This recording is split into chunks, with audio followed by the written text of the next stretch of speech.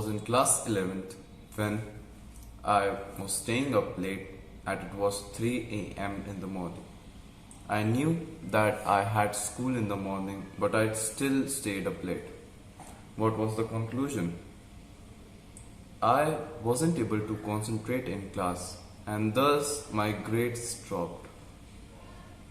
Now, this was an year ago, and after that, many changes happened, and I started taking my sleep seriously. Conversely, a month ago, a relative of mine came, and she was a cute little girl, and so I used to play with her board games like Ludo, chess, late at night with my sister and aunt, and we all had fun. But due to that, had to stay up at around 2-3 a.m. once again, and it was for around 3-4 days. Now, in those days, I wasn't able to do a single thing the next day because if I slept at 3, I would wake up at around 9 or 10 in the morning, and then everyone knows that if you want to have a great year, you should have great months, and if you want to have great months, you should have great weeks, and if you want to have great weeks, you should have great days, and if you want to have great days, then you should have a great morning. But my morning was fucked, as you know, because I woke up so late. Plus, I wasn't really feeling it. My head was spinning, and I couldn't really focus. Thus, my performance decreased significantly. And I wasn't performing that much in those days, or even now, I'm not performing that much, but it still decreased quite a lot. This showed me that how much of sleep a ritual is. Sleep is not just a thing which we do passively. It's a thing which we do actively. It's kind of a ritual. Just think, good inputs leads to good outputs. There is a term in computer science which everyone knows, that garbage in, garbage out. And what that essentially means that no matter how good your system is, if you give it a garbage input, it will not give the desired result and it will give just garbage out. So garbage in is equals to garbage out. Then good input equals to good output. It's just a law. If you give a system good inputs, it will have good outputs. So just think, what are the good inputs which you give to your body? There are 3: sleep, diet and exercise. Everyone focuses primarily on exercise and some also focus on their diet, but almost no one focus on their sleep. But it's a false reality, it's a fallacy. Just think, like I was sick just once in a span of 6 months, and that one time which I got sick was during those days when I stayed up late. This showed me that how much sleep has an impact on our body. Sleep is really essential. It helps you to repair your cells, improve your mind. It does a lot. I don't really know the specifics because I never really cared to. Like, I'm one of those people who just like to do the thing. They don't really like to know why we are doing the thing. If someone with authority says that you should do the thing, then I do. Which is, I think, kind of a wrong frame of mind, because you don't know. Even a person with authority can say something which is not objectively truth. But I, at this current moment, believe them. And thus I became, kind of very strict with my sleep. Now, my current sleep schedule is that I sleep at around 11 p.m. and I woke up around 6. So I have a nice 7-hour sleep window every day. And I would recommend that don't go below 6 hours 30 minutes, because everyone, when you are a student, and especially if you are in India, every Indian student thinks that he can move on in 5 hours of sleep. I used to think that too, that if I stayed up late, I would just study and I would get good grades. But it does not work like that. By sleeping less, you are doing yourself more harm. Even if you are studying late at night. That's the one thing. Now, the title was that sleep early, wake up early. Why do you even want to wake up early? You also know that there was this one time when you woke up super early at 4 a.m. and you started working and you were able to do all the things you had to do. You breezed it through the work. Why was that? Because of that. Now there are two key factors. Two. First is because you have a lot more brain points in the morning. You haven't wasted any, so obviously you have a lot brain points. Brain points is basically your willpower, that which you need to do something. Then second, you haven't eaten any carbs. Everyone knows, or I don't know if everyone knows, but I'm gonna tell you that your body needs energy to digest carbs, and when you eat carbs, you will need a lot of energy to digest them.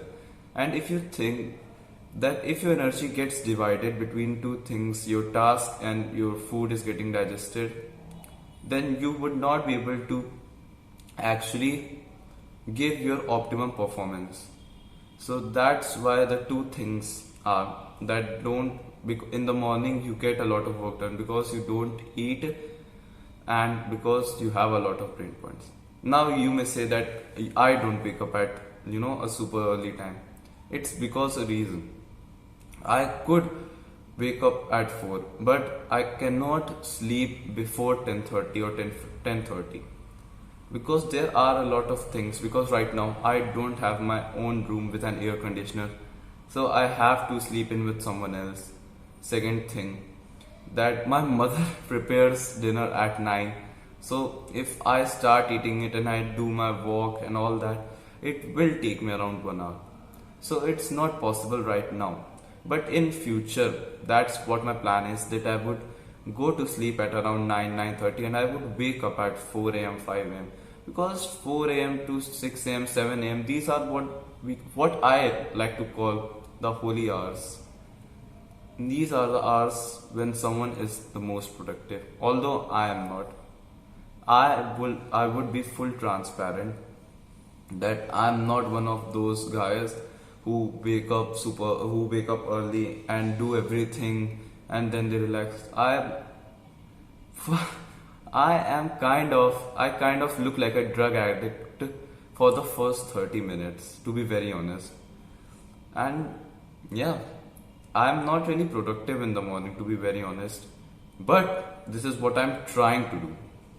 I'm trying to be very productive because for the next year, the next season of life for me would be mostly focused on as a student, and I need to have as much as time to give to study when my brain is the sharpest.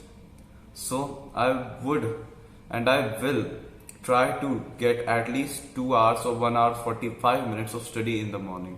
That's why I had, to be honest, after my board exams, I had fallen off this habit of waking up early. I used to wake up around 7:20, but I have gotten a lot better, and I have started once again to wake up at 6, 6:20, 6:15, like in this range of 6 to 6:20. I think that with time I will improve and I will start to wake up at 5:45. That's my ideal time, which I am shooting for at this current moment of time. So hereby I invite you to actually do a practice and just think that what is the most essential thing which you want to do right now. If you are a student, you would want to solve questions. If you are a business owner, you would like to mastermind on some idea. If you are an athlete, you would want to work out in the morning.